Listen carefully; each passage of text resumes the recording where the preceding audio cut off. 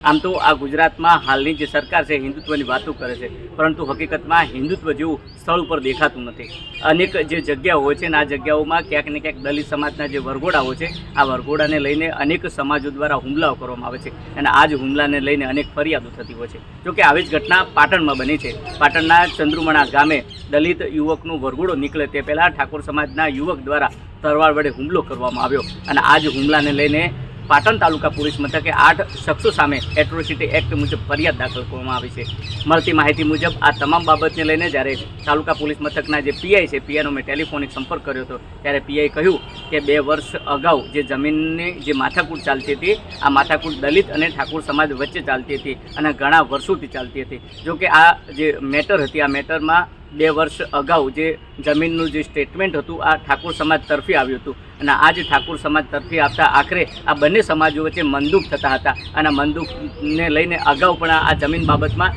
Atrocity દાખલ કરવામાં આવી હતી। જોકે આ દલિત સમાજનું જે વરઘોડું ગામના ચોરે ફરે તે પહેલાં ઠાકોર સમાજના યુવક દ્વારા તેમને જે વરઘોડા